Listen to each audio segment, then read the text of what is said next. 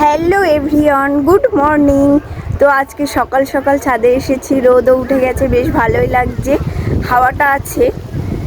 তা ছাদে এসেছি, লাল শাক তুলবো। আমরা মন্দারমণি থেকে ঘুরে এসে দেখছি 3 দিন ঘুরেছি, এসেই দেখছি লাল শাক হলো খাওয়ার মতো হয়ে গেছে।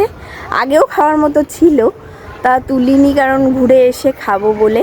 তো লাল শাক তুলবো, ধনে পাতা তুলবো, সেটাই আপনাদেরকে দেখাচ্ছি। চলুন যাই।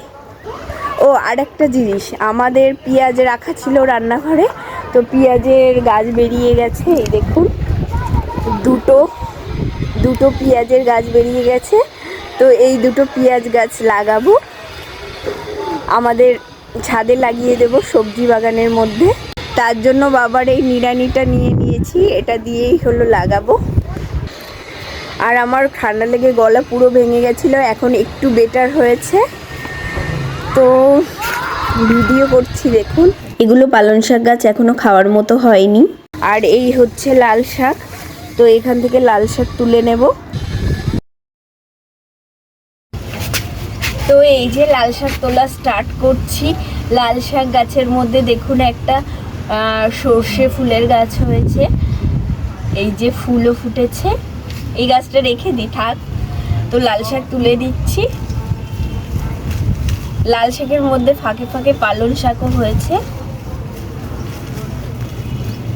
লাল শাকগুলো না তুললে এরপরে বড় হয়ে যাবে। দেখুন কত সুন্দর কচি কচি শাক হয়েছে।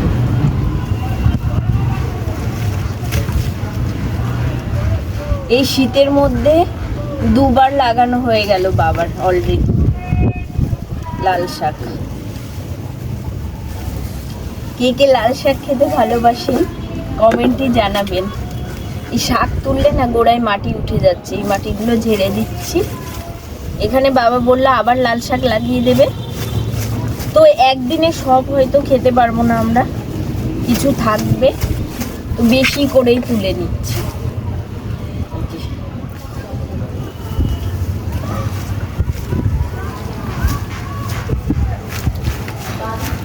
ছোট ছোট এর ভেতরে ছোট ছোট গাছও রয়েছে, তো আমি বড় বড় দেখেই তুলছি।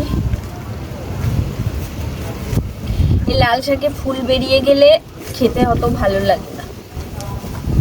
এখন ঠিকঠাক টাইমেই আমি তুলছি, রান্না করলে বেশ ভালো লাগবে। তো এই যে লাল শাক তুলেছি, দেখুন কতগুলো, অনেক লাল শাক তুলে নিয়েছি। আর এই যে আছে এখানে যে সর্ষে ফুল গাছটা রয়েছে, আর এই যে দেখুন পালং শাক রয়েছে। এই যে পেঁয়াজ গাছ দুটো ভাবছি এখানেই লাগিয়ে দেব। আমার না ছোটোবেলা থেকে গাছপালা লাগাতে ভীষণ ভালোবাসি, ফুল গাছ, যে কোনো গাছ।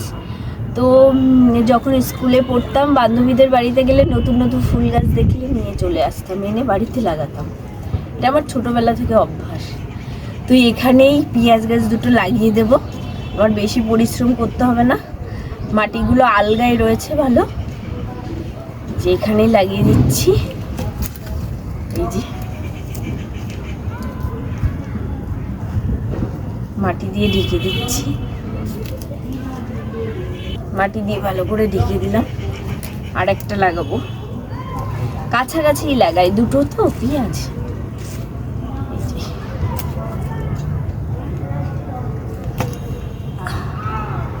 এই যে আর একটা এখানে লাগাবো।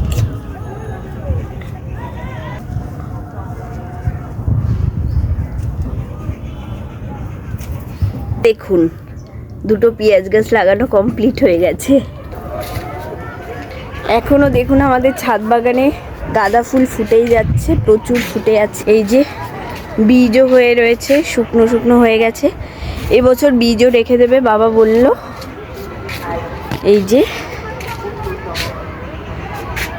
দেখুন দুটো বড় বড় বেগুন হয়েছে, এই যে নতুন লাগিয়েছিল না বেগুন গাছ, সেখানে এই যে বেগুন হয়েছে দুটো বড় বড়। এইবার তুলে নেব, ধনে পাতা তুলে নেব। ধনে পাতা হচ্ছে 3 তলায় লাগিয়েছি, চলুন যাই।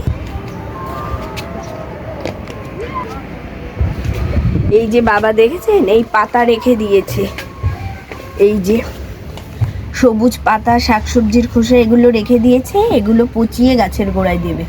এগুলোতে না ভালো সার হয়। এবারে এই দেখুন কলার খোসাও শুকিয়ে রেখে দিয়েছে। এটা নাকি ভিজিয়ে বাবা জল দিয়ে দেয়। সে যাই হোক, দেখুন আমাদের কত ধনেপাতা লাগিয়েছে বাবা। এই যে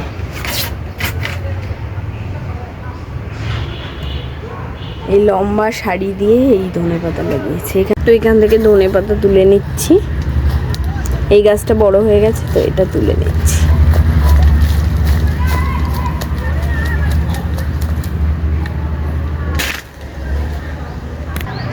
এবার আমাদের 3 তলায় ফুল বাগানে চলে এসেছি। দেখুন গোলাপ ফুটেছে, কত হয়েছে।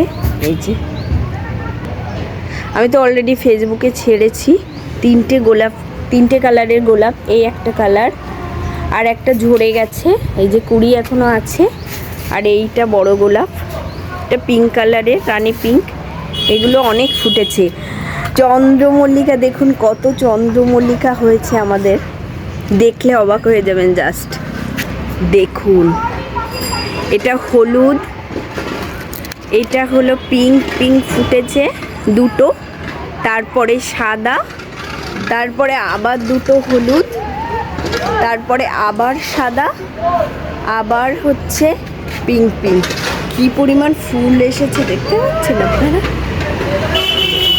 দেখুন।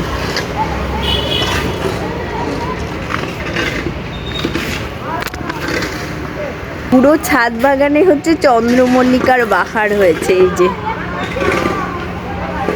চন্দ্রমল্লিকা। আর ওই দেখুন একটা লাউ দেখিয়েছিলাম না, ওটা বড় হয়ে গেছে। এই যে আজকে এই পর্যন্তই, দেখা হবে নেক্সট কোনো ভিডিওতে। বাই।